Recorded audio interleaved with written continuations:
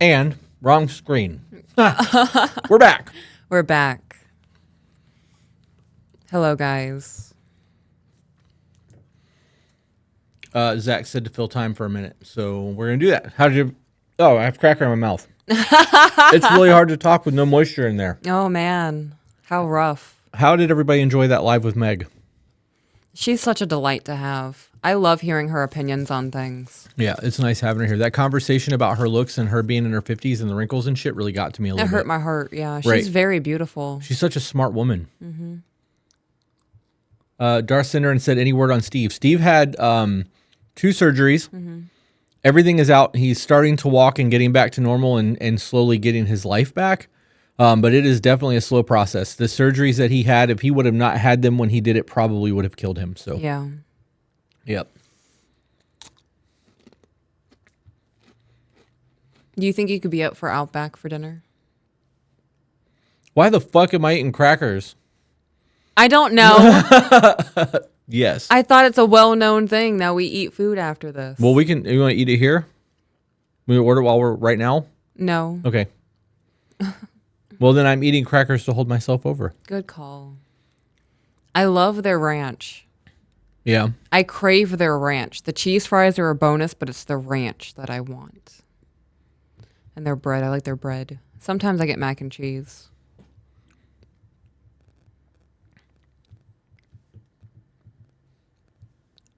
Are we good to go, Zach? Ow. I saw someone's thinking about taking a tolerance break. I've thought about that. I'm just worried about my anxiety. Why are you shaking your head? Because I ate a 1-to-1 edible last night. You did. That was like 50% CBD, 50% THC. And CBD decreases the effectiveness of THC. Right. And it fucking wrecked me. Yeah.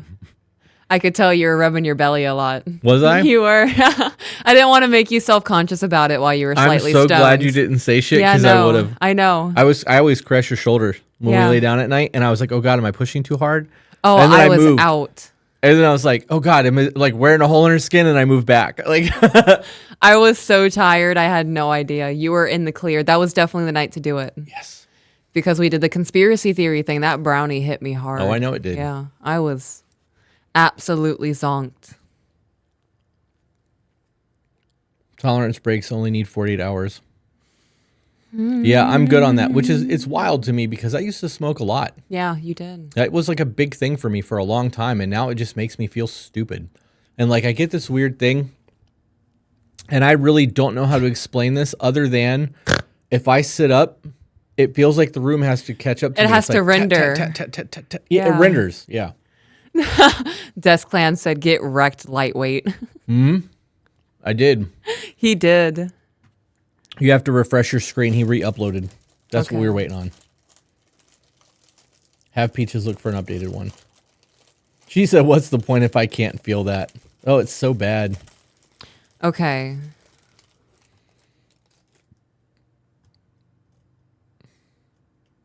Okay, I see we're updated to 5 pages. Okay. Okay. Let me turn off this thing.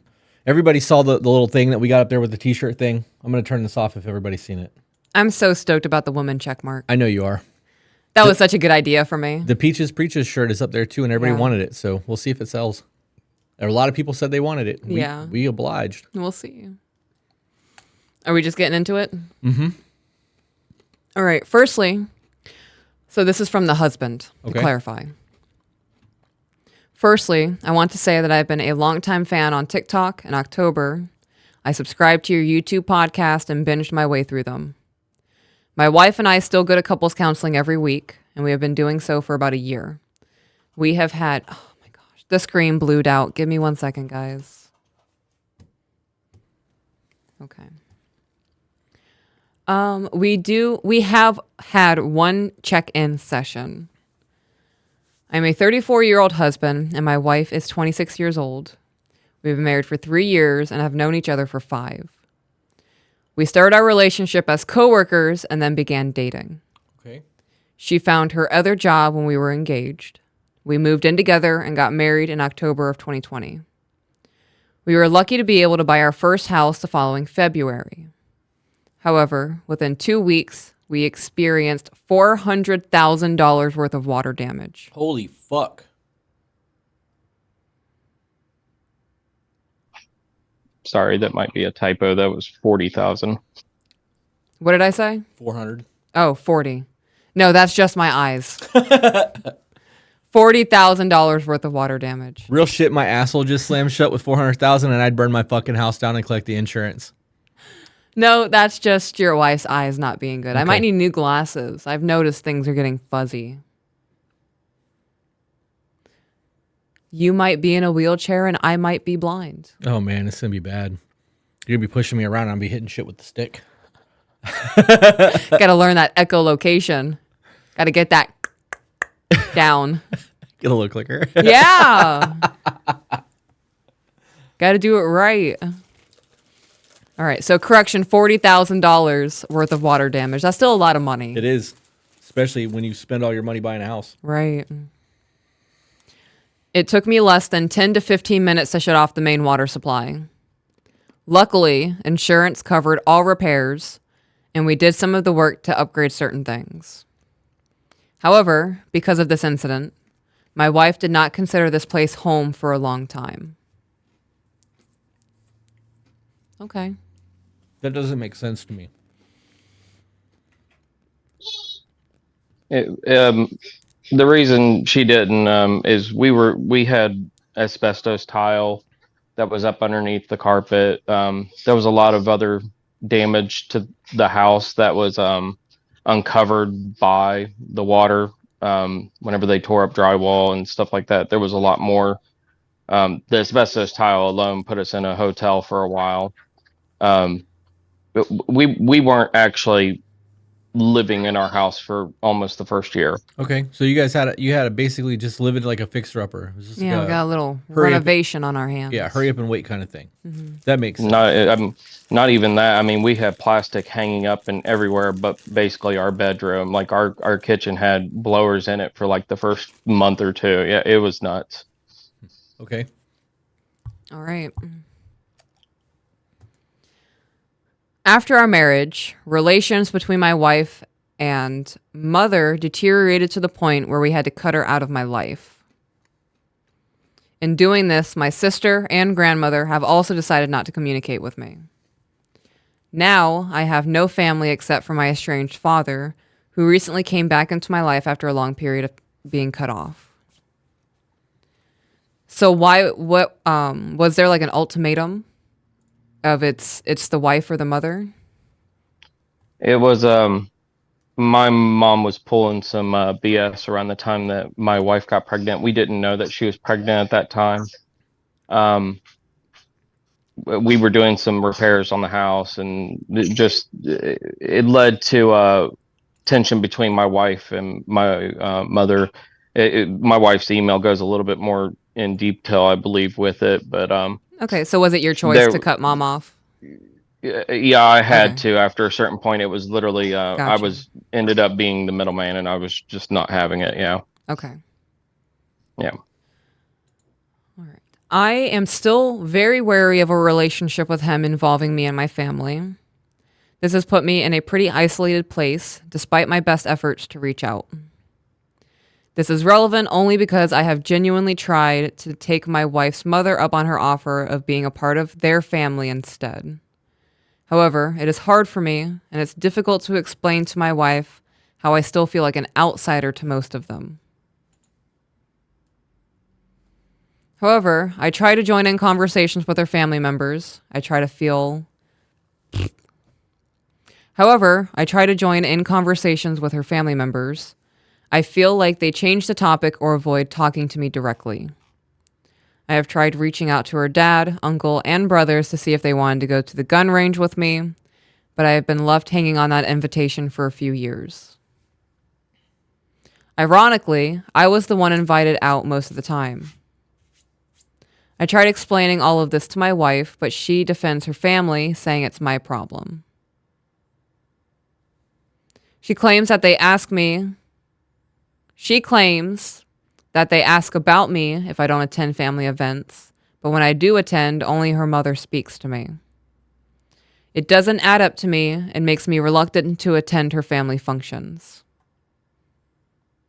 Just to clarify, I enjoy hanging out with her mom and stepfather, even though her mom and I communicate differently and she sometimes irritates me. However, I can still tell that she genuinely cares.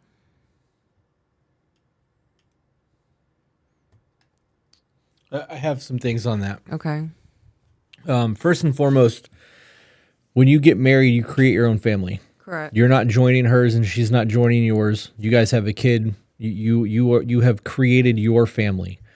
It sucks to not have family. I get it because I don't have any. But you don't have to live like that. Like, your family is of your creation now. You have a wife and a child. That's where the priority needs to be. At the same time, with the same breath in that, your wife needs to be a little more supportive in that you are her family now. She has brothers and moms and dads and all of that, and that's cool, but you leave and cleave. You create your own family. That's where your priority needs to be. If she's worried about her family and not prioritizing you as her husband, your marriage is going to fail. Because she's putting other people above you, and that's not how relationships work, especially marriage. So that's a concern. That's a huge concern in this email so far. Like, the rest of the shit sucks. Like, the water thing sucks, and the house being a problem is a Right. problem. But that's life shit. Yeah. This is a catastrophe waiting to happen if they can't get on the same page. I agree. Okay. If you ever told me that it was a me problem when it comes to your family, and like you were not willing to mediate that, I mean, obviously you're not super close to your family, but if there was issues there and you didn't step in to do things and I had to do it, it would get very ugly. Oh, yeah. Because I'm not going to have the same love and respect for your family that The way you that do. I do. Right.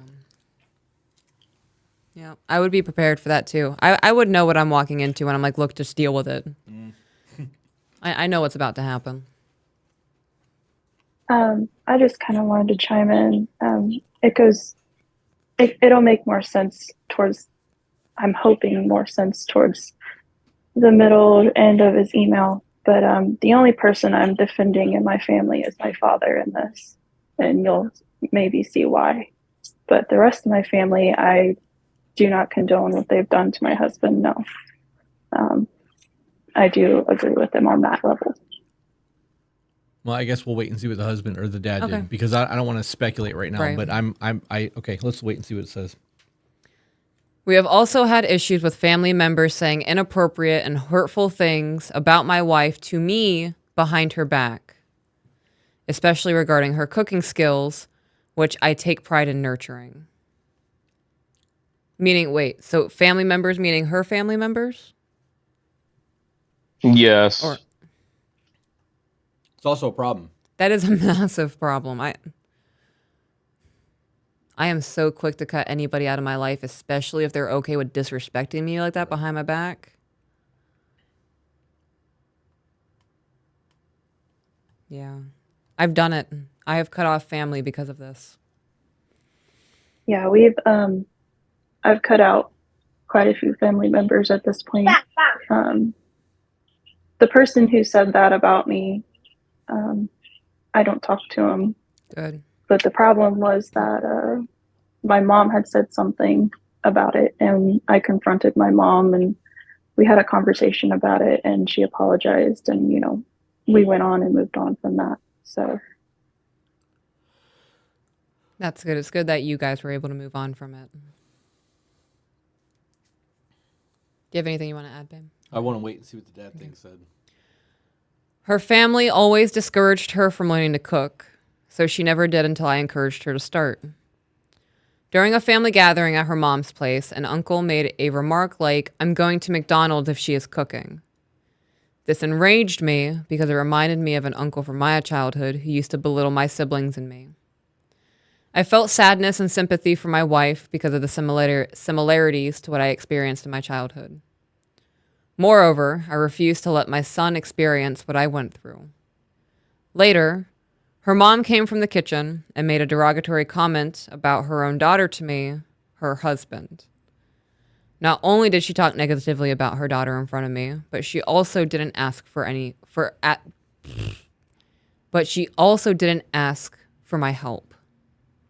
This is the same woman who watches my son weekly And I do not want this negative attitude to influence him. And it will. It will 100%. Yep. Can I'm going to just interject, and I don't need a response from this. I just want to say this so that everybody in the chat gets what I'm about to say. There's not the childhood thing where your uncle was the way that this uncle is and all of that shit's irrelevant. Somebody disrespected your woman to you or around you. Like, that's all of the explanation needed. You didn't need to add any of that other shit there, because as a husband, your duty is to protect your wife. And that's, I mean, I would have been totally good with you being like, I wanted to wreck him right then and there. Like that, I don't need to hear anything else, because all that other shit is relevant to you.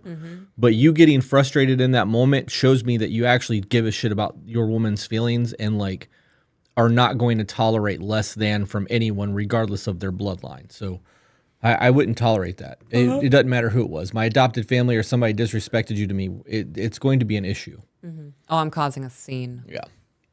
And I agree 100%. I think I meant the uncle from my childhood thing more for my son. I Okay. wouldn't want my son That makes to sense. deal with what I did. Yep. Okay, that makes sense.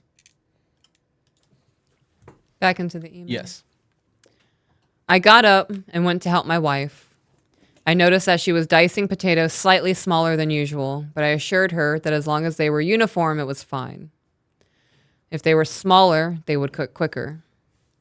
I tried to explain to my wife that I found both incidences inexcusable, and if there were more comments, I would lose my temper. It was uncalled for. I admit that the relationship with her father has also been awkward. My wife shared some of this in a female chat group, and she let me read it so I would understand her perspective. However, I feel she misinterpreted the situation. For everyone else not in that chat, I am a small business owner running a pool cleaning business, which is seasonal in Ohio. My main season ends around November and picks up back around March. I make enough money that my wife can be a stay-at-home mom while we save for the off-season and invest in the business. However, as I'm only 2 years into the business, I was heavily investing in tools last year. Despite having a healthy savings account, almost reaching my goal of having finances set aside for 4 to 5 months worth of bills, things changed. I encountered a major problem with my work vehicle, which cost me over $3,000 for a rental, even though the repair was under warranty. Additionally, I was overcharged by my CPA to get my books in order. Although there were other circumstances, I take full accountability, including our spending habits. During a counseling session, I disclosed to my wife roughly how much she spent on Amazon in the last month while I spent nothing personally. This made my wife realize how little I spent on myself outside of business expenses. However, I enabled all the spending. I still had savings going into winter, but not enough to last the entire season. I have been working for the state during the winter, but the income barely covers some bills. I have tried finding secondary employment, even through contracts at the state, but I have been unsuccessful due to businesses avoiding paying back COVID funds. Despite my efforts, I have been unable to secure additional income. I have been resorted to selling most of my firearms to ease our financial strain. However, I want to emphasize that I would never let my family go without food, water, or heat. I have cut back on everything I can, and I'm selling what I can to prevent the situation from reoccurring. Yes, I am also committed to managing our finances better. My wife handled the finances last year, and I just deposited money from the business into our account. However, I felt disconnected from our expenses, impact on the business's profitability. I am now taking over the financial management to rectify this. I'll pause you for a minute because that's actually relevant. That's how that works. When men are in control of the finances, we feel more connected to the way the money is being spent, and we pay a whole lot more attention to it. We are also more apt to let you buy the shit that you guys want to buy because we understand the money situation. And when the money's not there, we try to find ways to make it work. And if we don't know the money's not there and we get caught with our pants down, we have to then try to sell our shit to get to that point. So all of that makes sense. I also want to add that you selling your shit to get out of hot water now is should always be a last ditch effort, because that's things that you're not going to be able to just get back. You're going to have to spend more than you got when you sold the shit to buy the things back. And that's a shitty place to be in. So you taking back control of the finances should eliminate that in the future moving forward. That's it. I absolutely agree. Yeah, no, we were at a last ditch effort, and I mean, really, we were able to band-aid up until like the last month or so, and luckily, I actually had one of my customers from last year prepaid me for their whole season, so I'm in a way better spot now financially. So we're set now. It's just like you said, all the stuff that I sold, I'm gonna have to pay a lot more to get those back. Okay. Now, on to the most recent issue. My wife's father keeps helping us financially. I feel completely emasculated by this. While I appreciate his willingness to help us when we're down, it makes me feel inadequate. My wife often springs it on me without prior discussion. For example, around Christmas while I was at work, she informed me that her father was paying for everything at Sam's Club as a Christmas present. This made me feel like his actions were saying that if I couldn't provide, he would. This wasn't an isolated event. He has also helped my wife with an expensive weight loss shot and paid for my son's birthday meal and ice cream cake without consulting me. Okay, so a couple of perspectives. So this is his daughter that's coming to him and saying, hey, Dad, X, Y, and Z, or he's just offering to pay for it. I need to know which one of those it is. Okay. Because that matters. Yeah. So is this your wife going to him to get help behind your back, or is this him offering to be a nice dad? Mm-hmm. Okay. I do not ask my dad for money. Ever. This is my dad literally for Christmas asking me what we wanted for Christmas. And I said, you know what? House appliances like toilet paper, paper towels, food. I said, I want food and stuff for the house because that's going to be the most useful for me because my dad hates giving presents. And I put that in my email. And he said, okay. He gave me a budget of $400 and my dad and I made a day of it. We went shopping and had so much fun. So in my mind, that was a fun day with my dad. And it's something that my dad, really wanted to do genuinely. I wasn't going to him asking. I don't go to my dad asking. He just offers. Okay. So most men need to feel like they are providing for their family. When they are not providing for their family, they feel like an absolute failure. And because that's where we find our value. Right, that's where the value is. Right. And right now your husband feels like he has no value because he is doing everything he absolutely can to make sure that you guys have food, water, and heat. I understand that you had a fun day with your dad, and that's a really dope memory. I'm glad that you guys have that. It's really fantastic. Your husband's pride is hurt, though. He already feels like a failure. And even though your intention was not to go behind his back and do something, you went behind his back and did something. As his wife, there should have been a discussion of, hey, my dad said that we have $400 and I was thinking we could use it on groceries. Just so you're in the loop on things. And if you don't want to phrase it that way, just be like, hey, babe, Dad's giving me $400. I'm using it on grocery shopping. Just so you're in the loop on things. Right. Like, was that conversation had? So the conversation before they went to Sam's Club was actually like I set aside a few $100s for her to restock us. I don't even think it was a few hundred, to be honest, because we were tight at that point. Mm-hmm. I mean, in Sam's Club, of course, 150 doesn't go very far. It may have been something like that. And I told her, just be easy going there on our money. And it wasn't until I guess they were going to check out and I was at work at that time that she told me that he was paying for everything. So it was a last minute he's paying for everything. Okay, so that makes sense because And it's the same thing with like my son's birthday, like his dinner and everything. It was kind of last minute. Okay, he's buying food and everything. It's like, what the heck? I'm getting blindsided by it. right. So- So go ahead, babe. I've actually experienced something like this with my children's grandmother, where I felt like she was overstepping into the mom role on things. It's not the exact same because there's money involved on this. There had to be a conversation of like, look, you need to talk to your mom, and when the children start crying, I'm going to be the first one to get up. If I'm not in the middle of doing something, that is my duty as the mother to get up and tend to the child. Now, if I look at you and go, Nana, I need you to step in right now, then you make the move. You wait for the permission, though. And I understand that he is the dad. He is the father. This is also coming into your household, though. You're no longer making decisions just for you. This is decisions for the whole household. Does that make sense? Yeah. The only issue that I see in all of this is there was not a communication. Yeah. Right. Because it is me being who I am.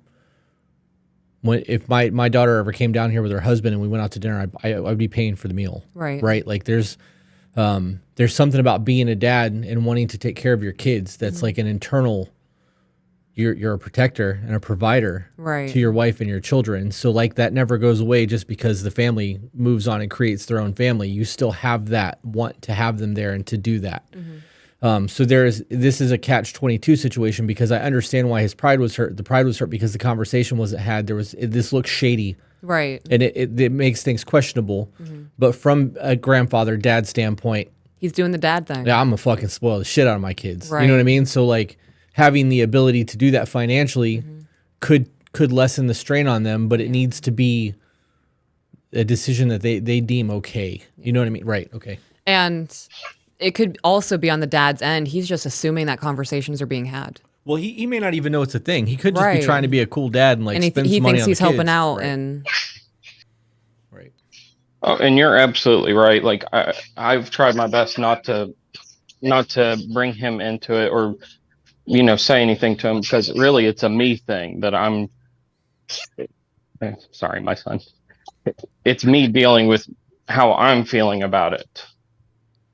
Because I know he's not probably trying to be malicious. Right. well, it's also not too much to ask for a conversation when it comes to those kinds of things. See, the issue that I would have in this is that I would feel if this was us, I would feel like you went behind my back and asked for money. I agree. And that's where my problem would be Yeah. because that would take away my ability to be the husband that The I know I provider. can be. I am curious before we move on. What have you done about your winter seasons? I know that we talked a little bit about this privately, but have you made strides in anything moving forward in that? Yeah, I actually did go. Sorry, my son's chasing me. No with worries, something. man. Kids are kids. No. Yeah, I actually did take time to go through hitting commercial platforms. So basically, I'm hitting all the hotels that I can, Okay. hitting up HOAs and stuff like that. I'm trying to hit any indoor pool I can. That was one benefit that helped us out recently. Is I picked up an indoor pool. He needs a lot of work, so that's helped us out with bills. Okay. I have one customer prepay me for their whole season. They're going to start doing that just every 6 months. I'm going to get a large lump sum from them. So Okay. that works for me. But yeah, I'm going to be also following your advice on, I'm probably going to be doing a little bit more than the 10% that you're recommending. But for right now, just easing into the 10% and then increasing that. Okay. So I have a question. Is it a problem for you that, so say it's not her dad, is it just a problem that anybody's helping out financially for you? Or is it the fact that it wasn't discussed? So one, I think it's that I got blindsided at the last second, especially with the Christmas one, because I to set aside for us for her to pay. And I like I said, it's me that feels conflicted because yes, I appreciate that he is taking care of us. Right. And I appreciate that he probably has no malicious intent behind it. He's just trying to take care of his grandson and his daughter, and he's even trying to take care of me, his son-in-law. But it's the fact that yeah, I'm not getting talked to about this, that it comes into it. And then just me and him just haven't had like a real good bond relationship talk at all. I mean, it's hard for me and him to converse anyway. So what would be an adequate amount of time for you to not feel blindsided by something like this? I mean, even just a day. Okay, so say they start talking about it at 9 a.m. They have nothing going on and decide to go to Sam's Club by noon.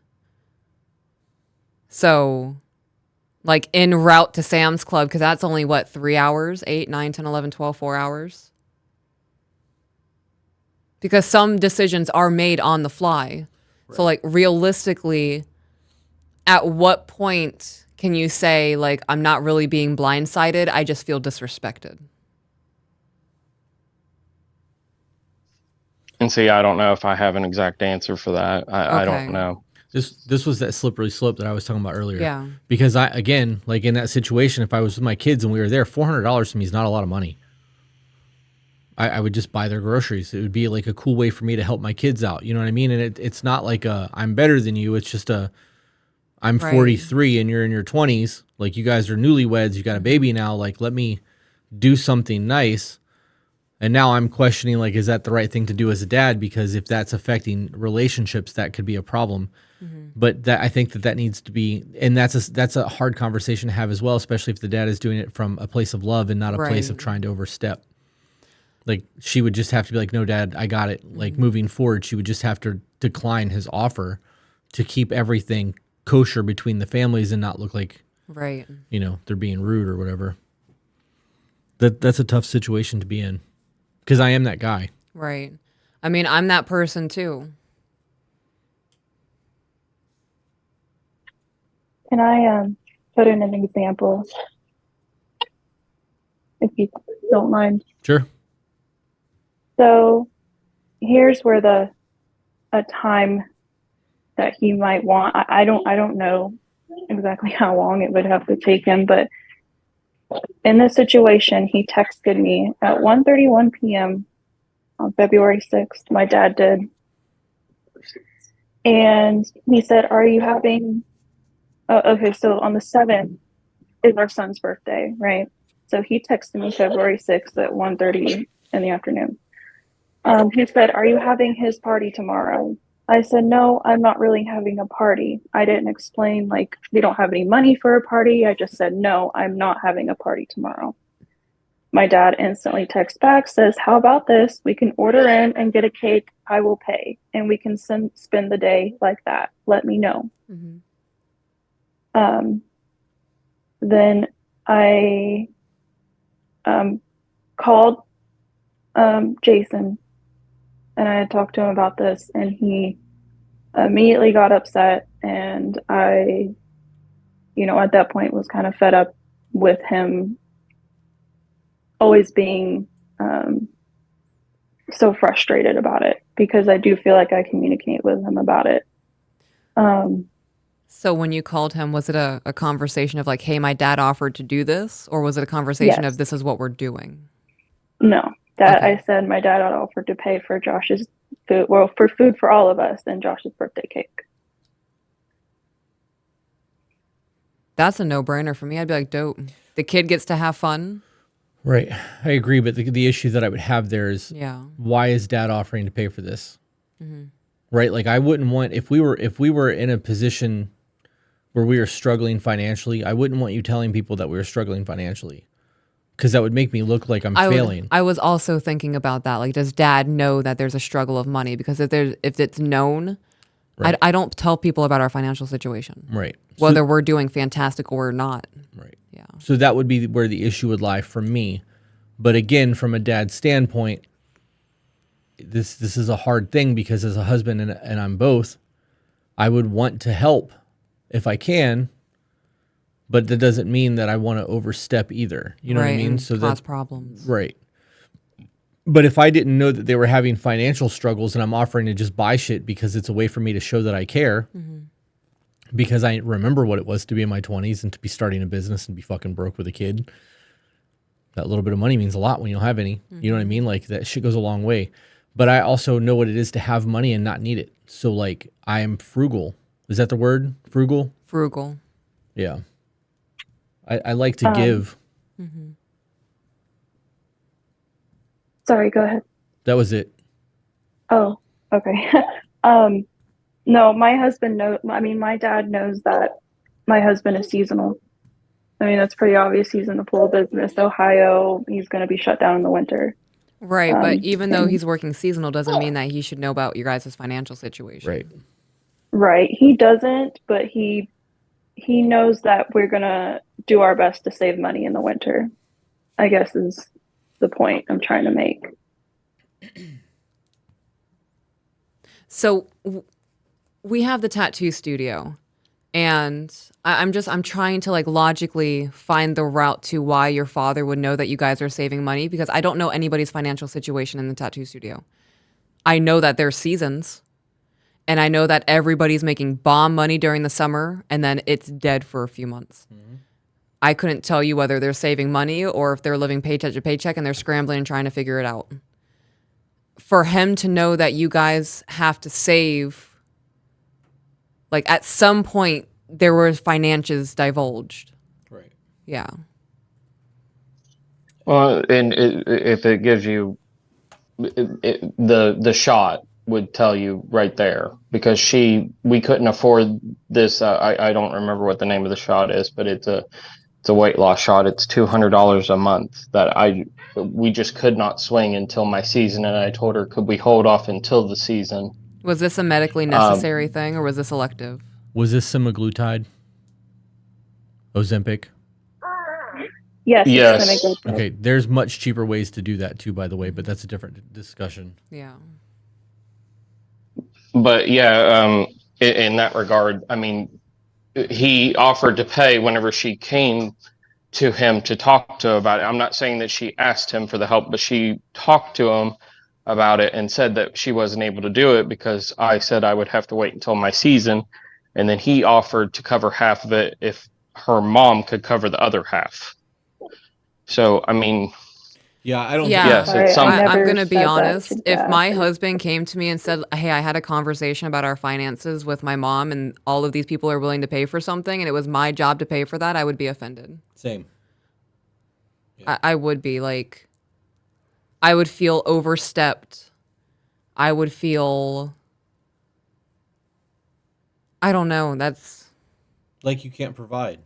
yeah. Right. Like I'm fucking up. That makes you feel like you're not able to do enough. That your Yeah. person has to go to other people to tell them what's going on with your finances. That is problematic for me.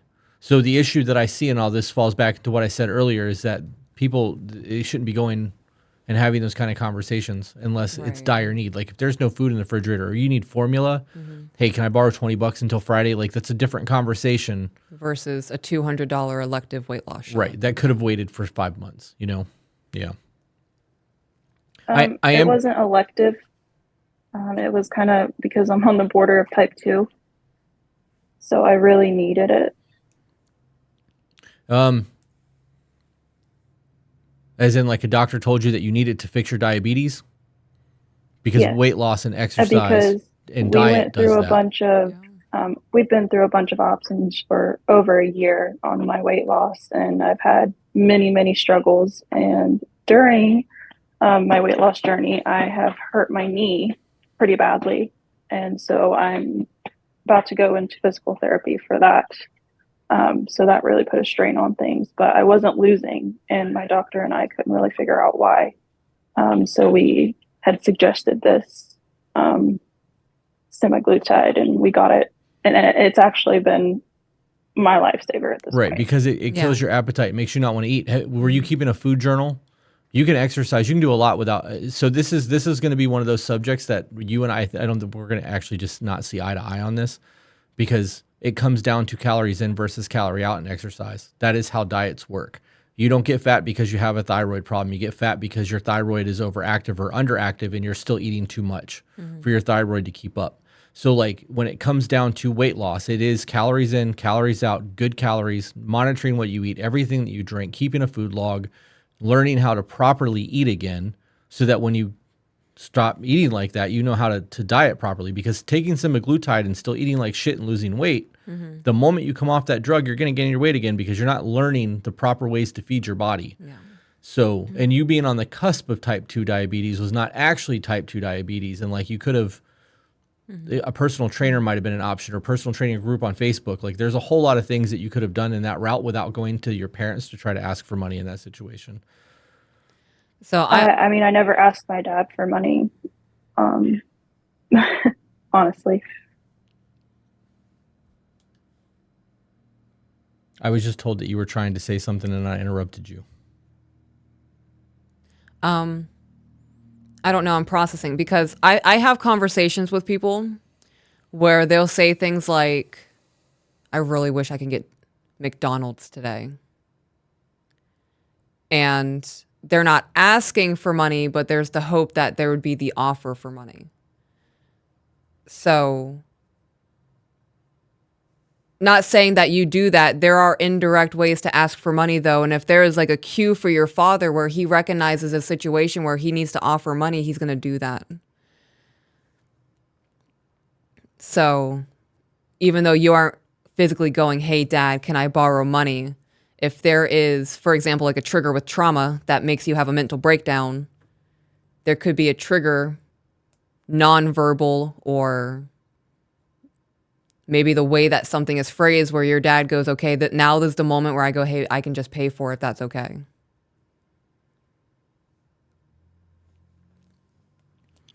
I have a question for the husband. If your wife had called you and said, hey, I just had a conversation with Dad, and he said that him and Mom are willing to make it work and pay the $200 a month, how would you feel about that? Would that have been a different conversation for you and being okay with Dad paying for it? Well, that conversation, she did call me and tell me that that's what was going to happen after I had told her like I wanted to wait until the season. She had told me that her dad had offered if her mom could do that. And she ended up, I believe her mom said that she wasn't able to cover it. So she started donating plasma instead.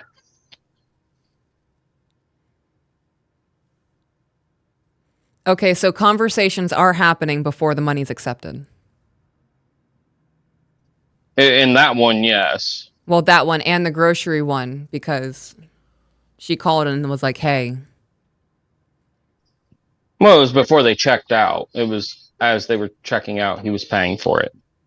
Whereas the plan was we were going to pay for it. Okay, so from her perspective, I would be pretty excited over the fact that we just got $400 worth of groceries when I walked in thinking I only had 100 or 150 bucks. So I could see how it would slip the mind. There are times where I forget to text my husband for 45 minutes, hey, I made it safe, because I'm distracted by a multitude of other things. So from wife's perspective, it might have just been a forgotten thing because we've been struggling. The kids now are going to get a dope Christmas dinner. We're going to have Christmas cookies and all these other things that was not expected. So that's where that grace comes in of, yeah, this kind of hurt my feelings and I feel like I was overstepped or I wasn't a priority in this moment. I can see how that could happen, though, logically. Does that make sense? Yes. Okay. Wife, would you say that's kind of an accurate thing, that you were pretty fucking stoked that you guys were getting groceries that you thought weren't going to be a thing? If you can give her a moment, she's kind of going through it. Okay.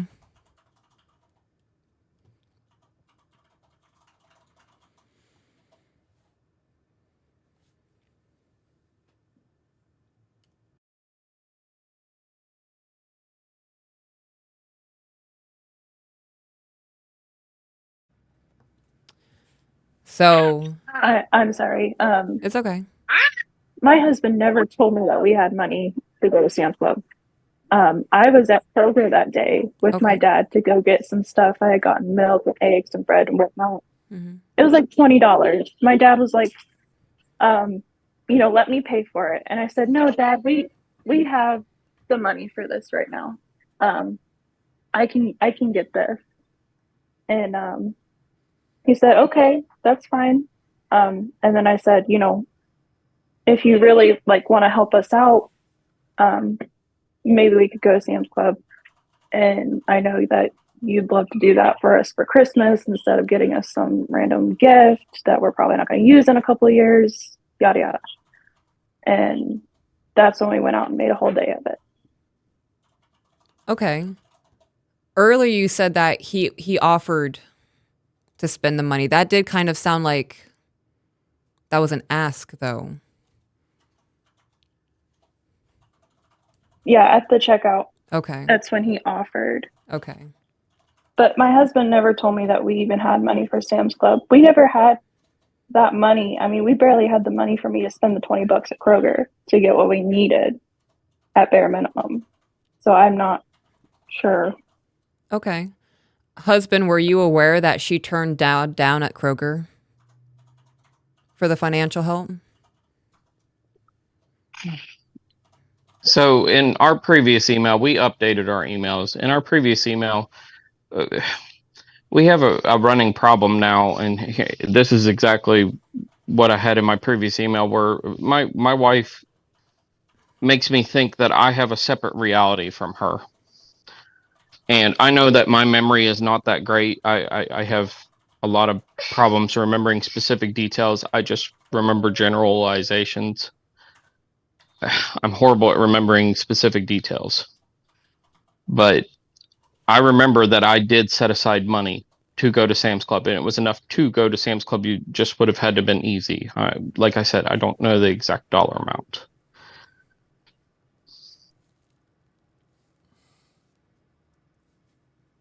Okay, so if she has a different memory of that day, you guys are in fact living in two different realities. But it's happened in other instances as well. She's came out to help me like do a closing, and this is going to be weird explaining it. I have a pump that pumps out the water in the pool. Mm-hmm. There's a discharge line that will come off of that, and it expands whenever it gets water in it. There was a kink in that. I tried to tell my wife, because she was facing the wrong direction, to turn around. And she was standing there just staring my way for a while, but whenever I talked to her about it, she says, no, I turned around right away, like that kind of stuff. And I'm like, I physically observed you not doing that. Like, Babe, do you want to talk about that recording where you thought that we were like in the thick of it and you watched it back and that was not what happened?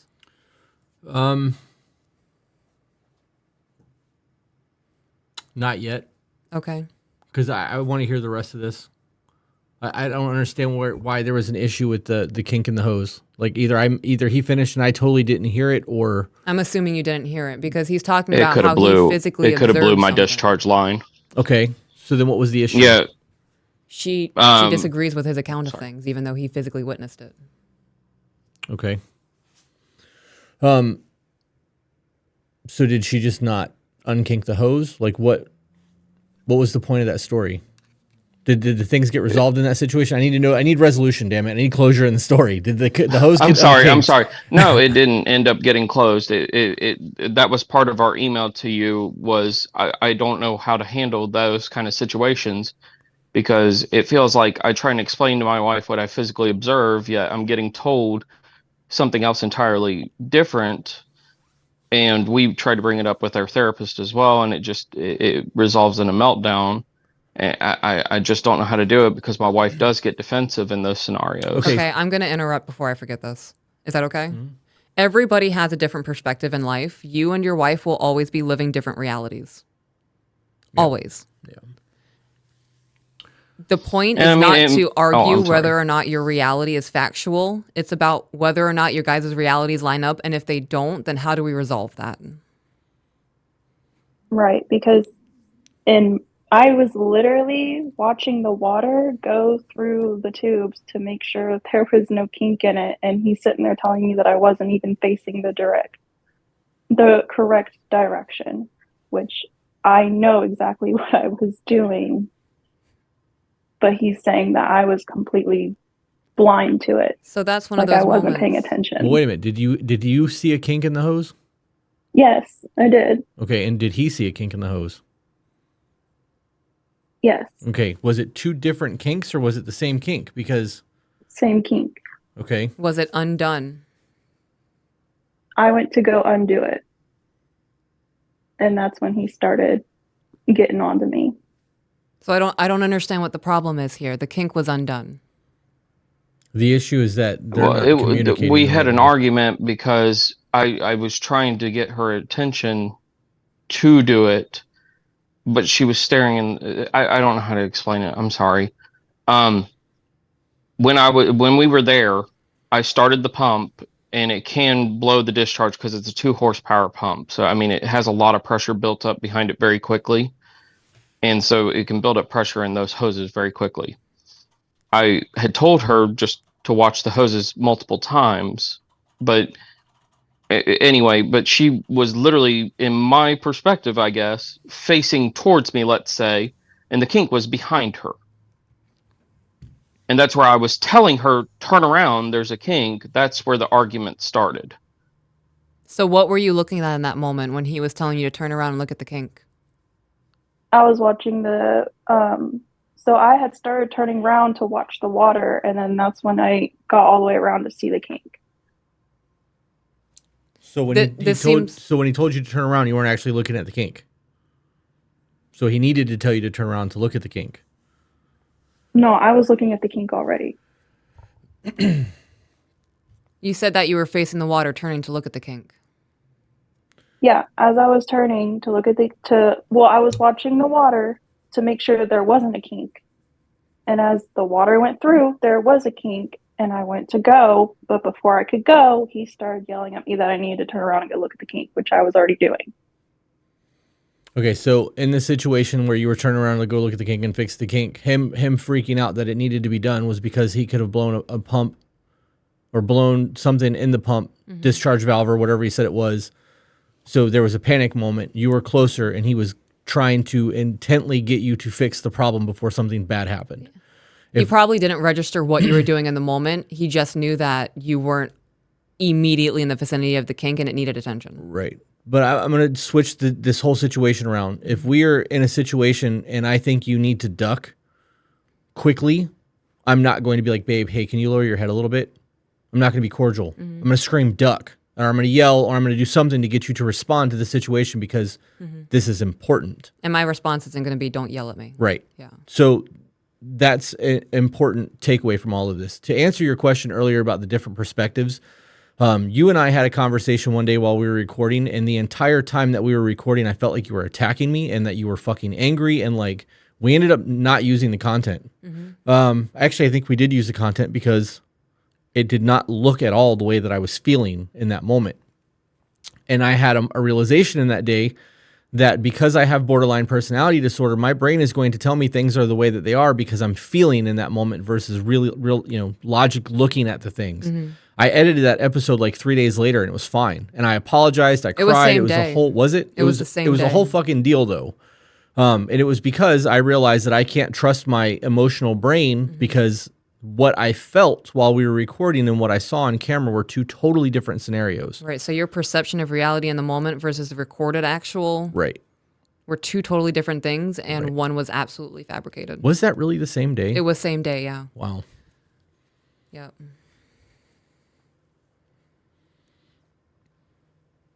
So the takeaway from that story is your perception might be 100% wrong of the situation.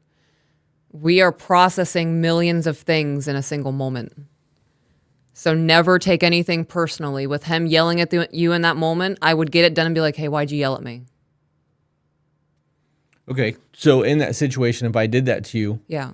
and I yelled to do unkink the hose and you unkinked the hose and came back and said, why did you yell at me? And I said, because I was worried about the thing exploding. Would you just say, oh, okay? Yeah, that makes sense to Okay. me. Yeah. All right. Because I don't want to be a part of an explosion, especially if you're standing very near it. Right. I know when you yell at me, it's an urgent thing. You don't raise your voice at me. If that were a regular thing for you, you'd be like, why the fuck are you yelling at me? Okay. If it's not a regular thing, though, so I know when you do raise your voice, it's for a fucking reason. Okay. Yeah. Is that a thing for you guys? Do you normally raise your voice in moments and that's just a normal thing for her? Yes. It's I do have to ask him to not raise his voice a lot Yeah, so I would also be when it's like, not necessary. if I am in a normal environment where I'm being yelled at over every little thing, there is not going to be a pep in my step in that moment. Right. I don't think that's accurate, but she does match my energy. She screamed right back at me, but no, I don't. I get animated, and yes, my volume increases most of the time because she's trying to talk over me. So you just denied her claim and agreed with it in the same sentence. Well, he said that he doesn't scream; he gets animated. I think like my voice gets raised. I wouldn't say I scream at her. No, not by any means. My voice does get raised because she tries to talk over me while I'm trying to explain stuff. I would also Like raise I'll my try and voice. explain myself, and she'll talk over me. I would also raise my voice because in a two-way conversation where we're talking about a situation and our feelings, I have a right to be heard in that. even if that means talking over your person and they don't get a word in. Well, that's what she's doing. I mean, they're doing it to each other because he's That. raising his voice. Now she's matching energy. Right, but he said that he's getting animated because she talks over him when he's trying to have a conversation. So Yeah, no, that- I would just walk away. it sounds like there's no communication. They're not able to just speak to each other like normal human beings, and that's where the problem is. Right. If you can't have a normal conversation and a back and forth without things getting elevated, your problem is your communication. Mm-hmm. So that I don't condone that. I agree. There I are wouldn't tolerate times, it. right? There are times where I have started to get elevated, and I will have to catch my breath and or if you start talking over me, I will tell you, if you're going to keep talking over me, I'm just not going to talk to you anymore. Mm-hmm.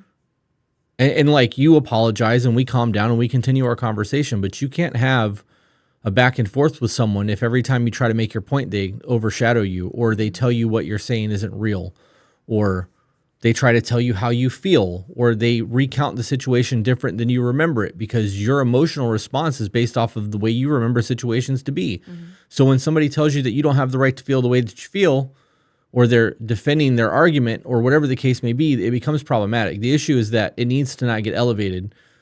And it's one of those things where you can't say things like, well, I'm sorry you feel that way. Right. You know, because that's kind of an asshole thing to say, especially in the moment, even though you didn't intend it that way. They did take it that way. So you have to tiptoe around that in a way that you can have a calm conversation. You know, Yeah. I'm sorry if the things that I said or did made you feel that way is a whole lot different than I'm It sorry wasn't you my feel that way. intention. Right. Yeah.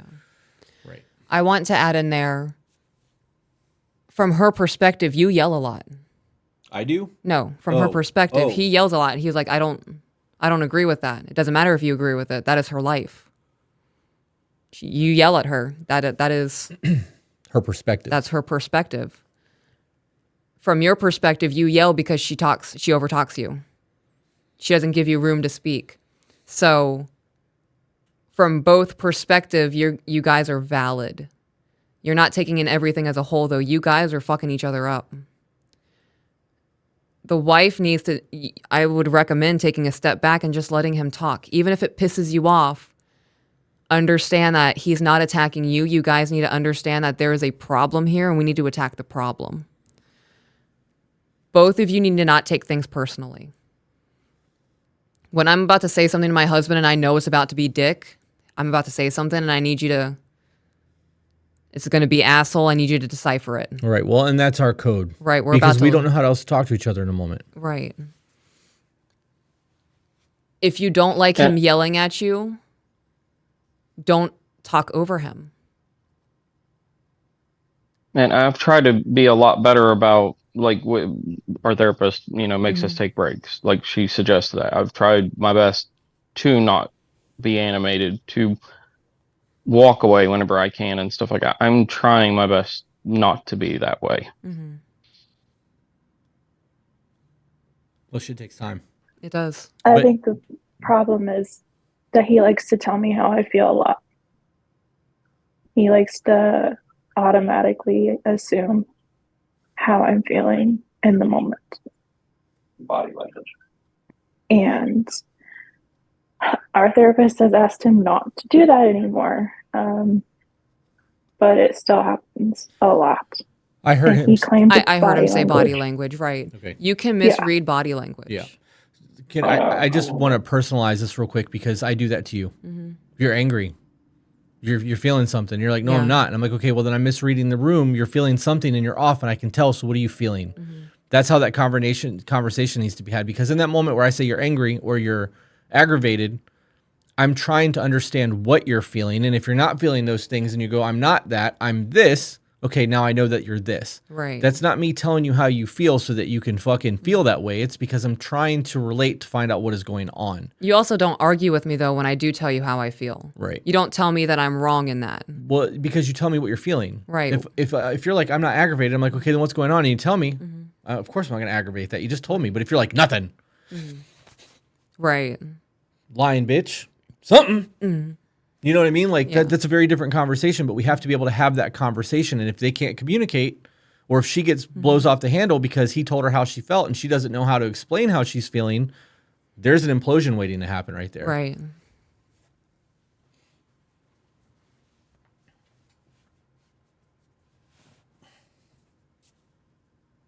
I'm guilty of that.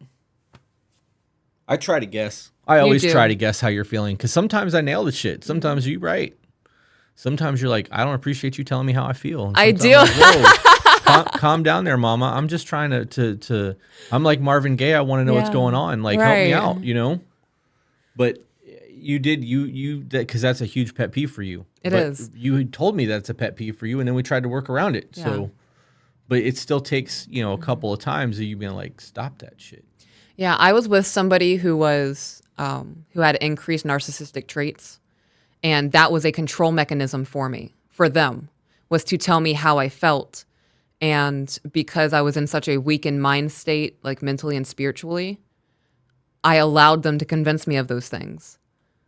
So yes, it is a massive pet peeve for me now. And I did communicate that to you. Once I recognized, 'cause I didn't know that was a thing for me until I recognized with us that I had the room to say, hey, I don't like it when you do that. Please don't tell me how I feel. You can ask me, hey, are you agitated right now? And you can tell me why you think I might be agitated. It could be the way that I'm sitting. It could be the way that I put my fork down on my plate. It sparks a conversation versus control, I guess. Because in that moment, it does feel like control to me. Trying to tell me how I feel. You can't tell me how I feel. You don't experience life the way I experience it. But I am experiencing your life while you experience it. Yeah, you're experiencing it simultaneously through your lens of it. Right. But what I mean by that is if you are going through something or you have that and I feel that way, you feeling that way is fucking with my chi. Like, Right. my life ain't right because my wife ain't right. Right, Like, but just to go, you're angry right now. No, I'm not angry. You can ask me what's wrong with me. right. Don't just tell me that I'm angry and die on the horse that I'm angry because you're convinced by the way that I put my fork down that I'm mad. Right. Probing questions are a good thing. Yeah. Well, the problem is most people aren't taught that. Yeah. Most people are taught to assess the situation, And pick the attack the most threat. simplest answer, and then figure out what the fucking problem is. Yeah. So that comes down to a conversation, though. Had you never told me that, I would have never known that.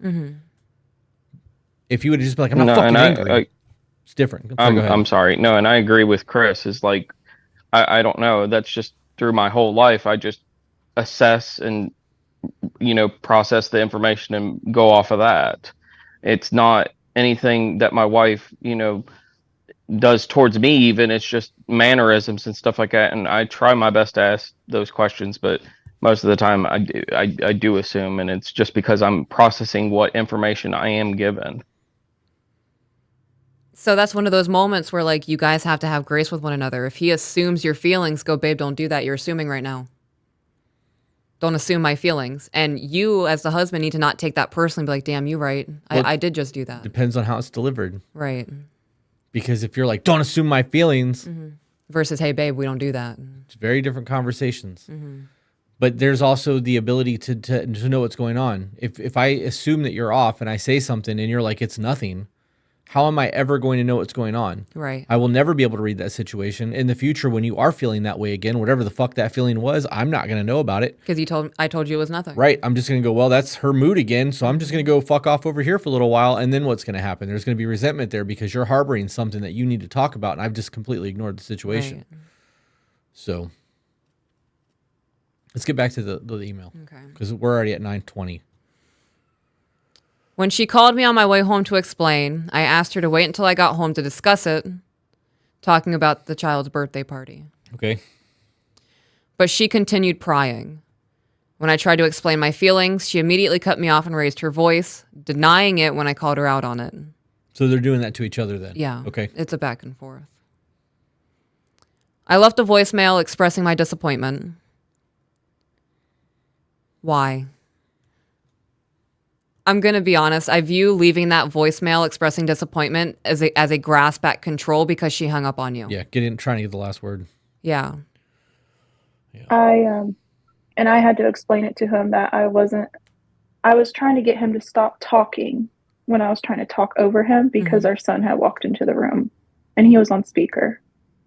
So why didn't you just take him off speaker? Yeah, take him off a speaker. Wait, the bigger question is why wasn't the respect of let's talk about this when I get home upheld, and instead the conversation was forced over the phone? Yeah. Because that He matters. never told me to do it over on the phone. I did because so I sighed. The biggest body language that she reads off of me is I sigh when I'm visibly frustrated. And People sigh she for a heard lot it of over the phone reasons. call whenever the birthday was brought up. And that's when she started in, and I'm like, can we just wait until we get home? And yeah, it went from there.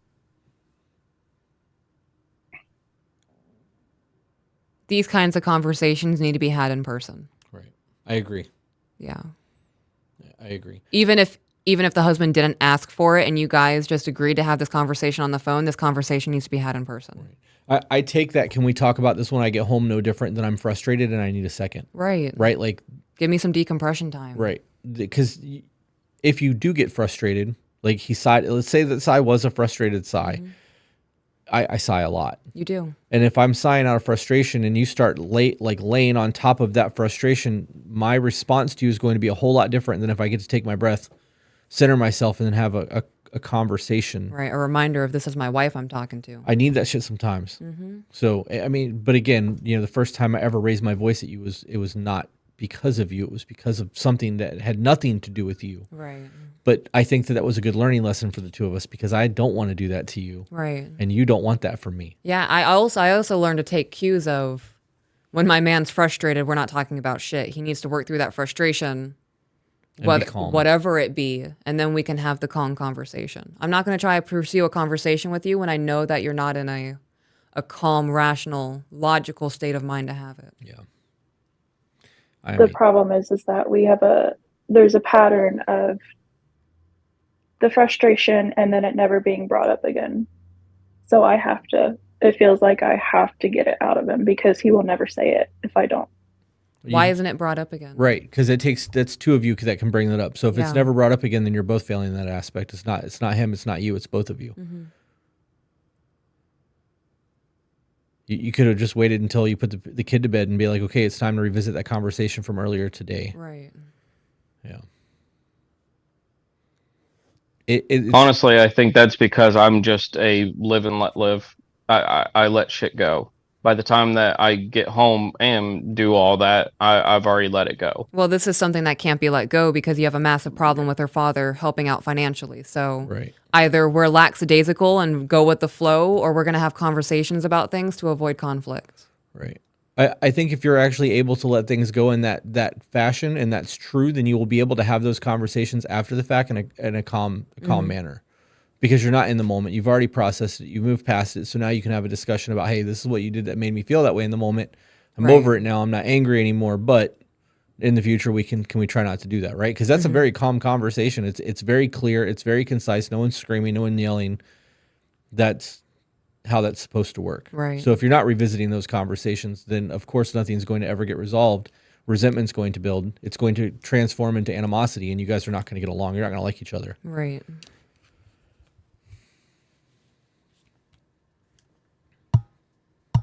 The problem is that as soon as he came home, I had to leave to go donate plasma. But while I was donating, I had tried to talk to him over text, and because I was just bored, just telling him that I was going to be there for a while because it was taking forever. And when he didn't answer me back, I had sent him a question mark, wondering if everything was okay. No, Because he hadn't everything's read not my text okay. or You guys just anything. had a massive argument on the phone. Well, I didn't know if he had like fallen asleep watching our kid, or, I just got worried at that point. Okay. So I had just sent him a question mark, and he just said "what" back, and I just said okay. No, she didn't send just okay. She said, "Well, fuck me, I guess." That was in the second text, yeah. Either Because way, you weren't but gonna text me back, obviously. So But you were making it as I was trying to fight over text. you guys are But throwing this a whole lot of this shade is at where it's each other, hypocritical. right? You guys are But this is where, I'm not trying to be shady. I just want to be 100%. right. No, I see what's going on. We both see what's going on. You guys are throwing shade at each other and not accepting what's really happening, because every one of you, both of you, had multiple situations in that to cater to the other person's needs in the moment, and neither one of those were accepted. Because there was selfishness in the moment of I'm not being heard. Right. So when you were, sir, when you were like, I need to talk about this when we get home, that should have been on her end. Okay, cool. We'll talk about this when I get home.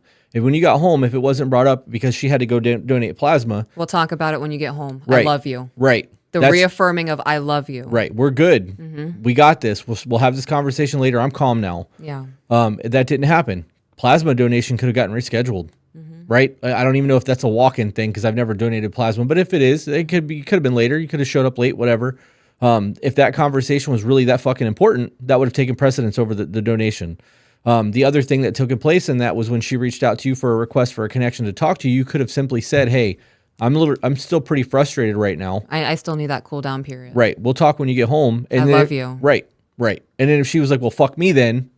This is now she's playing a victim and she's trying to get a rise out of you because she knows that if she talks to you that way, Negative attention is still attention. you are going to cave and give that. This is the choices that we make, that we talk about on the podcast all the fucking time. Right. You are not responsible for anybody else's feelings or actions, only your own. So when you ask for that cool down period, that should have been accepted. That should have been enough. If Peaches tells me, "Hey, you're really getting animated right now and I need 5 seconds," and she walks into the bedroom and I kick the fucking door and following her screaming and yelling, I'm the one to blame in that. You told me what you needed and I was not able to give you that. So it's not, I'm not saying, when I'm saying you guys are throwing shade at each other, I don't mean that you guys are like fuck you to each other. I mean that you're intentionally, not intentionally, but you're not catching the cues that your person needs in the moment, and you're not serving each other, you're serving yourselves. It's okay to be wrong. If you're not ever wrong and it's always the other person, nothing will ever fucking change, because they're not going to want to change if they feel like they're the only one changing. Right.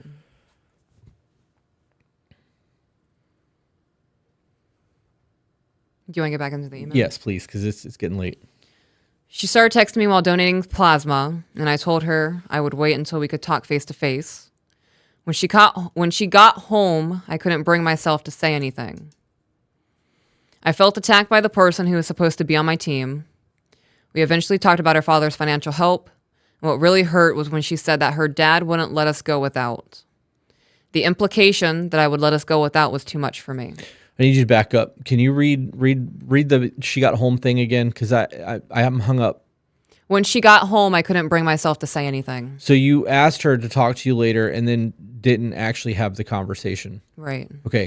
No, so when she got home, she got settled. She was sitting in her chair. I'm sitting on the couch. I'm just staring at her, and I didn't even know where to start. Okay. I'm going to pause. Because You guys have I was so separate dumbstruck. You guys have separate sitting arrangements in the living room? You don't sit with each other? No, most of the time we do sit on the couch. We have a smaller couch. We want to upgrade it. Okay. We do want to fix that, but yes, we have a couch and a recliner. So, looking back on that situation, do you see what you could have done differently to make the conversation start?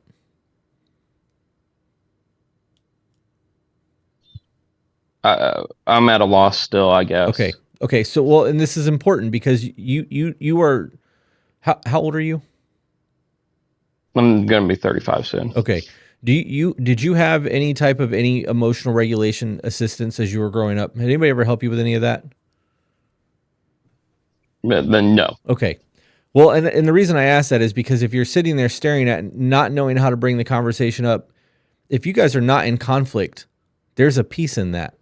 Even though you might be frustrated with each other, at least you're not screaming, right? Mm-hmm. And people who have had that type of experience don't want to engage in that screaming again. So in that moment when you looked at her and you weren't sure what to say, you simply could have just said, hey, we need to have this conversation and I don't know where to start. And that would have been enough to get the conversation flowing versus sitting in silence. Mm-hmm. Sometimes the simplest answer is the easiest, like correct answer to go. And sometimes just going, I don't know where to begin is enough to get somebody to start talking. You just have to be receptive to it. Men are notorious for doing exactly what you just did. And we don't know how to have those conversations. There are times where I've been like, are we going to fucking do this all night? And she's like, excuse me, what are we doing? I'm like, you're giving me the silent treatment. And you're like, nope, I just processing. And I'm like, oh, well, I've been a dick all day because I thought you were giving me the silent treatment because I didn't speak up. And she said, hey, the next time you're feeling that way, tell me. And I'm like, okay. And that was the cue that it's okay for me to have a conversation with my wife and not be the victim or to be the aggressor. I just need to know what's going on. Because if I don't have the information on how to deal with the situation or how to read the room, I'm going to be wrong. So you have to help me help you kind of situation. So if that ever happens to you again, the answer is to be like, all right, I don't know where to begin. It's been a long fucking day. We've had a lot of arguments. Can we start at the beginning and have a conversation of where this all started so that we can avoid the rest of this moving forward for the rest of the night or the next couple of days? It shows on your part or her part, whoever says that you're ready to make amends and try to move forward in the situation and start correcting things. I'm going to give a really, really dummied down version of all of it. Okay. Y'all can really just sit down and start with, my feelings are hurt. Okay, well, what feelings are hurt? Right? We have a fucking talking stick here. Whoever's holding the talking stick is the one that speaks. And the other one asks the questions. I'm sad. Well, why are you sad? I literally do this with our children, and now they are to the point where before they even come to me, they know why they're coming to me, why they're upset, and what the solution could be. I feel disrespected. Well, why do you feel disrespected? Because you did X, Y, and Z. In that moment, it is so important to not get defensive and just hear where your person's coming from. Right. And validate every single emotion that they had because that was their reality in the moment. There are times where I go to my husband and I'm like, I need a reality check. I need you to tell me whether or not I'm rational in this feeling. Right. And I will lay it all out to you, and you will either tell me, babe, you're overreacting right now, you need to bring it down. And I don't take it personally because I trust you to be honest with me, and I know you're not going to manipulate the situation or go, oh, she's vulnerable in this moment. She can't tell if she's overreacting or not. Let's start a little manipulation cycle there. I trust you to not do that to me. It is less about making the argument about why your feelings or perspective is right, and it's about understanding the life experience your person is going through. And after your life experiences are communicated and they are understood because that person's able to say it back to you in a way where you're like, yes, that's correct. Now we can focus on the problem, like a little circular graph. Husband, wife, what are the mutual problems here? And how can we solve those? Men are not taught to emotionally regulate like that. There's been times where you were like, what's going on? And like, I do that to you because I don't have words for how I'm feeling right now. Mm-hmm. That's something that I'm working on, so as much emotional intelligence and calm that I have in like restraint, I still don't have the words sometimes to tell you what's going on with me. And that's something that we're working on. Mm-hmm. But if I didn't think that I could talk to you, or I thought it was going to be weaponized or it was going to be a problem, we could never have those conversations. That comes from learned experiences where I've told you something and you've been like, okay, well, why? Right. And it's not been defensive. Mm-hmm. The reason that I bring that up is because if my car was making a noise, that noise is an indication that something's wrong and I need to fix it. If I don't know what that noise is, I need to take it to somebody who does. So I can't ask my car, but if my car could talk, I could go, hey, what's going on? And if my car was like, bro, you fucking mash the pedal to the floor every time you drive and you're slamming on the brakes and sliding corners and like you're abusive towards me, I can't be mad at my car. I did that shit. Right. And my car is now making a noise trying to tell me that something's going on. I need to figure out what it is so that I can fix the problem. Mm-hmm. And if the problem is that I'm driving the car too fucking aggressively, I need to slow the fuck down. That's not an anger thing. Right. Nobody wants to be told that what they're doing is wrong. That sucks. But if I like my car, I'm not going to keep doing that shit so that it stops breaking. You know what I mean? So that taking a step back and going, okay, maybe I did do that. Maybe I did make this situation worse than it needed to be. If she can't tell you that that's what's going on, or you can't tell her that's what's going on, you are never going to fix the problem, because you are always going to be trying to be like, well, you did this. Well, you did this. Well, you did that. Like, When you come to me and tell me that I've done something to cause a negative reaction in you, I don't get defensive. I don't get angry. I don't go, you're wrong. I didn't do that. I'm hurt and I'm devastated that anything that I have done through your perspective could be taken as harmful to you. Immediately, what can I do to fix that? I don't care if it's right or wrong. I do not want to be the cause of the feeling of that. For there to be an argument or a debate on whether or not what I did is a valid reason for you to feel the way you feel is mind-boggling to me. well, see, that was the last thing for us. That was Right. the hardest thing for us, because I am so used to being verbally attacked Yeah. that my response when anything has gone wrong is to either fix the problem or get defensive. Because it's not a matter of me just fixing the situation. It's that now I'm a piece of shit and you're going to leave. And like, that's a fucking problem. But I don't have that with you. I've had it with everyone else I've ever been with, but I don't have it with you. So for me to take those sins out on you, it's not your fault. And that was one of the big things that we had to work through. But that comes down to us teaching each other that we can have the conversations and that we're going to work on the problem versus throwing, salt at each other and Right. trying to be shitty. I don't know. That's a very difficult thing for everyone to overcome, because nobody wants to be the aggressor. Nobody Right. wants to be the problem. No one wants to be wrong. Right. That was my next one.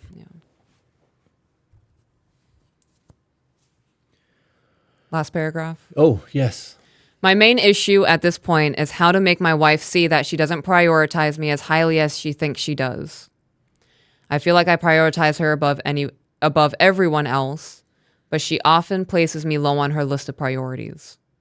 How can I show her where we can improve without her immediately becoming defensive?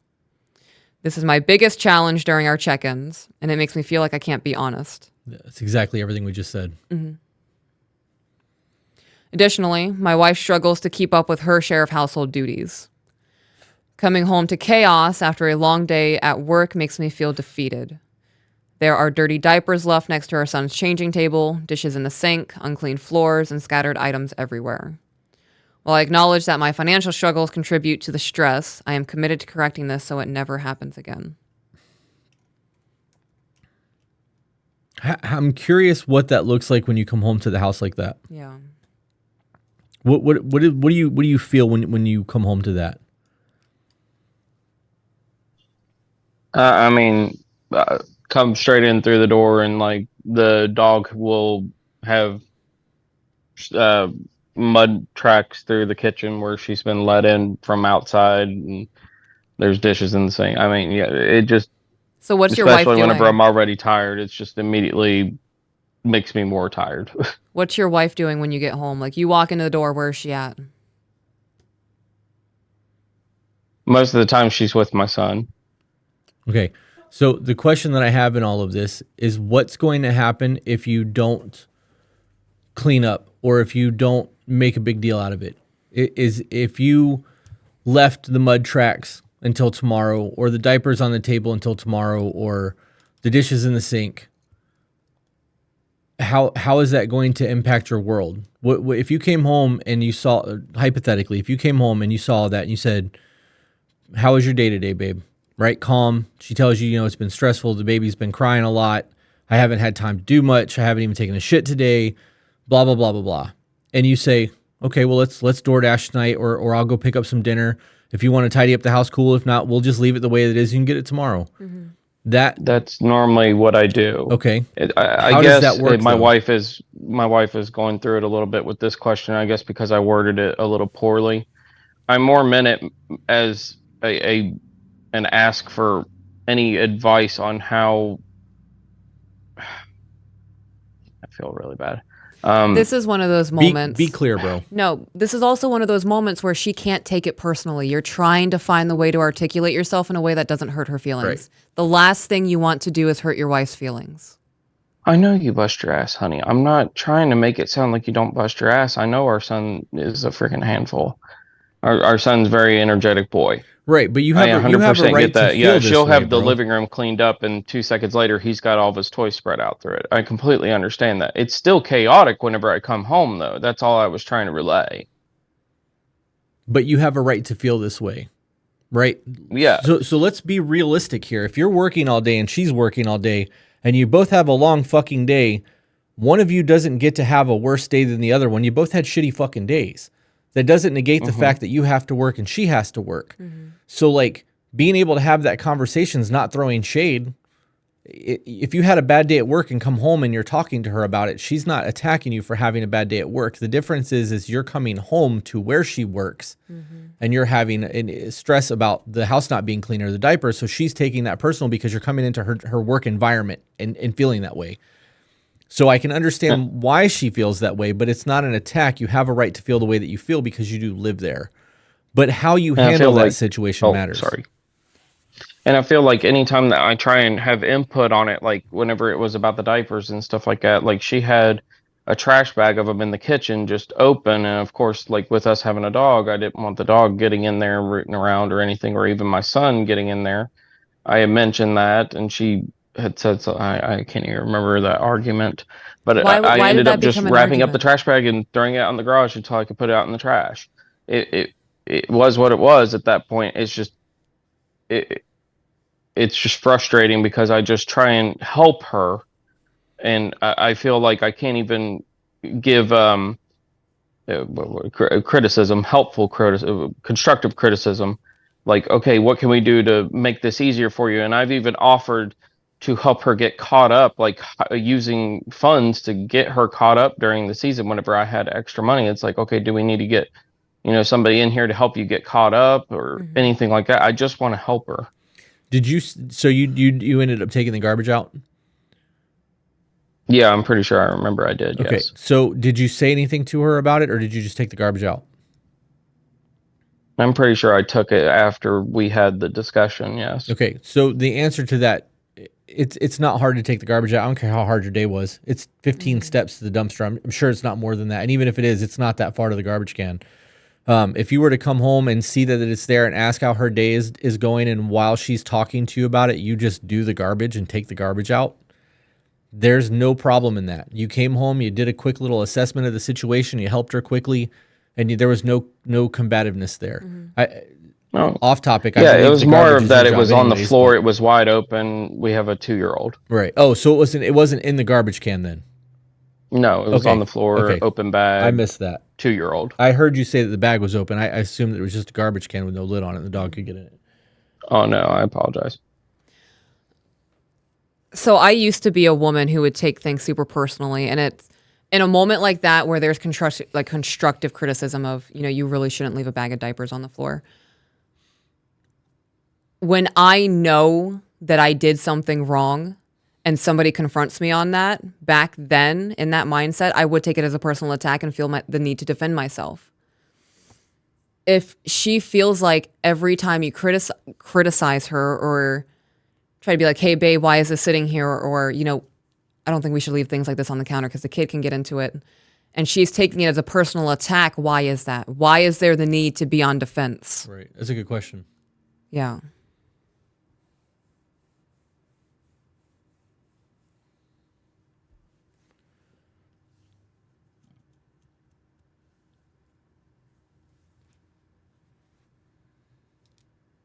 I need a cricket sound button. Yeah. I apologize. We were talking about what was the question? Why is it that when there's criticism being had that she feels like she needs to get defensive? Because in this scenario where there's actually, shitty diapers on the floor and the That should be garbage pan picked is up. spilled over, it needs to be picked up. That's Yeah. not a fuck you for not doing it. That's a, hey, we need to make sure this is cleaned up because there's a 2-year-old running around and we have a dog. Why would that have become a defensive situation versus Or an just- argument. Right. Because there's a reason that she's taking that and it's getting defensive. Mm-hmm.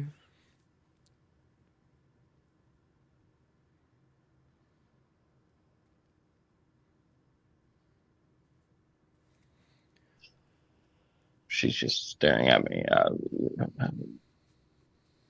Nothing. Hold on 1 second.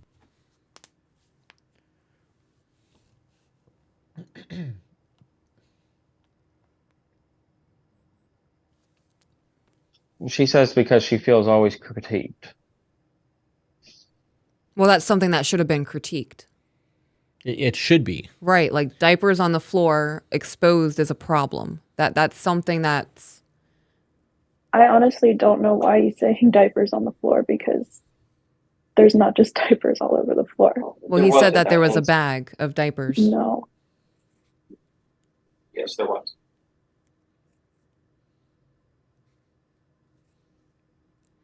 Okay, so let me ask you this. Do you think that he would, like, is there a scenario where he would make that up?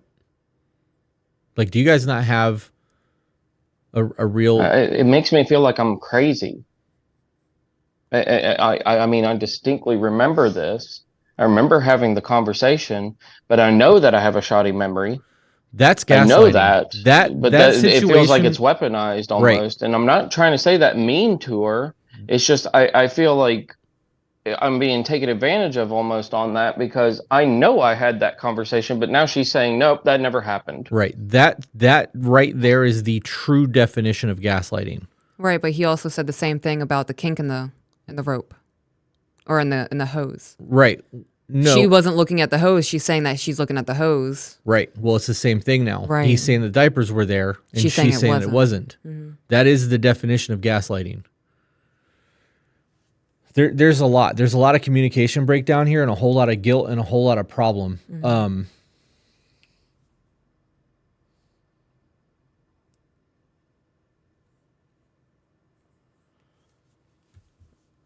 I don't know. There's a lot to this. There's a lot going on here, and really it does stem that you guys are not communicating. And there's just a jump to need to defend oneself. Right. And that comes from the repeated failures of communicating. Now there's an anxiety that's being had subconsciously when you know you have to have a conversation. And I know that because when she called about the son's birthday, you sighed. Right? Like, fuck. That's what that is. Yeah. You know, you said to me one day, I was in the middle of something. And I was already aggravated. And you said something to me. I asked you a question like, hey, babe, do you remember this conversation? That's probably exactly what you said. I'm like, what the fuck did I do now? And you were like, whoa. And I'm like, I am so fucking sorry for that. Right? And you were like, you told me days later that was my demons, and you realized it. And I was like, babe, I may not have apologized, but I told you it was what was just going silence because I was like, wow. Right. Yeah. But I didn't realize that was a thing. Right. And I know that there are triggers for me, but that's a me problem. So, but we did have that conversation afterwards. And that's part of the way that you're able to realize that there are times that you can't come to me with shit if I'm dealing with something else, because you're not going to get me. You're going to get the employer or the guy that's fixing a problem right now, or just the aggressor. You don't know, but you can tell by my body language when it is okay to approach certain situations. That situation was totally a me problem. Like, and I know that was a me problem. And if I have never said I'm sorry about that, I am sorry about that. I don't want to do that shit to you. But if I felt like every time you were like, hey, do you remember this? Or hey, can we talk? And that was always my response. It's because every time we've had to talk, it's become a fucking problem. And that's the behavioral patterns. Nobody wants to have a conversation that's going to constantly be conflict. Right. I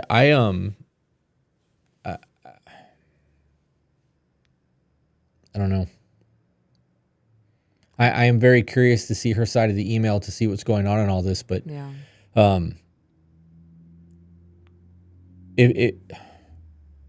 I can't imagine the situation being where you came home and saw diapers on the floor and addressed it immediately, and it being like that wasn't the case. Like, if it was addressed days after the fact, I could see how the denial would be there, because maybe it doesn't remember, or maybe you remember the situation wrong. But if it happened in the moment, like if you left a knife on the counter and we were talking and I saw it and I picked it up and put it on the knife block and I was like, hey, don't leave it on the counter. It's not safe for the kids. It's not me criticizing you. That's me being like, hey, you're being forgetful right now. Close the cabinet. Reminder. Right. Like, that's healthy. We got kids. That's important. Like, fuck this nonsense. The kids are important. There are times where you have been like, babe, you're in the wrong right now. Or like, you're fucking up. And it takes everything in me to not be defensive and see it from the objective point of view and be like, damn, you were right. In the grand scheme of things, my actions were not proper, or I did speak to you in a really shitty way, or I left a knife out in the reach of the children. We've never actually left a knife out for the kids. That's never happened. To be clear. But those conversations are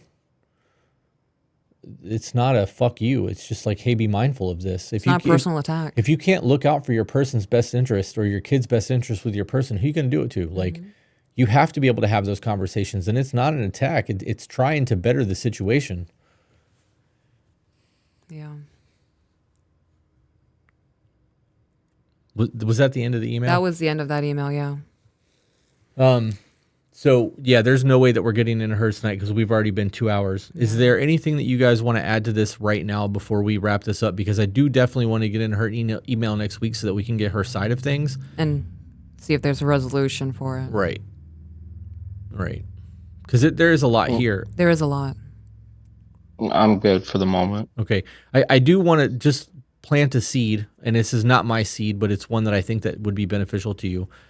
Try to keep in mind that when you are criticizing her and doing the things that you're doing, she probably feels a lot like you do when she goes to her dad about things or the money situation isn't right. Yeah. You guys are having a lot of similar feelings, and you're both very defensive about things. And as long as that's going to be the case, you're never going to resolve anything. Right.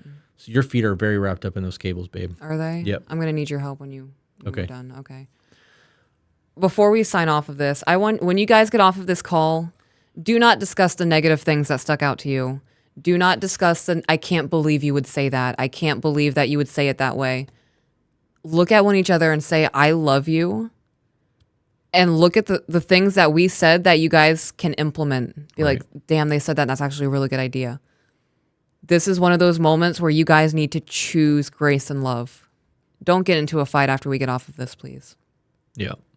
This is how you guys are going to grow and get better. Yeah. This is an honest opportunity for you guys to communicate and for us to try to problem solve with you and to try to translate some of the things that are happening, because you guys are already getting combative with each other. And if you're not that way with us and we're able to translate things differently, then maybe that'll help. Yeah. But I do think it's important that this is a way to get conflict resolution. Don't be spiteful. Don't be angry. I know that this is difficult. Like she said, you need to remember to love each other right now, that this is how you're going to grow and get better. And this is part of the first process. step. Yeah. No, and we appreciate you guys and everything that you do, and we're not going to fight. We promise. Okay. Good. This isn't one of those situations where it's unsolvable. You guys are just speaking two different languages. We have to tune it in to find the same dialect. And then once you guys figure out how to talk to each other, it's going to be great. Yeah. And you're going to look back and be like, I can't believe this is so fucking difficult. I can't believe in the we fought beginning. about that shit. It's so easy to navigate past that. But It is. it takes the figuring that out to do it. Mm-hmm. Yep. That really is the case. I know it sounds silly, but that it is. Once you realize how fucking simple it is, it's not hard. It changes everything. It's been a year since we've had a disagreement. So, Yeah. I think that's really it. I think I want to wrap this up, guys. Thank you guys for having the courage to do this together. Thank you guys for what you do. All right. Well, then Yeah, thank you. we will see you guys next. Next Sunday. We are doing Sunday night. So, do you want to do you want to plan to go a little earlier next Sunday? Yes. Maybe come in at 7:30 or 8:30. I mean, instead of 7:30 instead of 8, to give us a little bit of extra time a in little case bit we more need of a it. buffer Okay. time, yeah.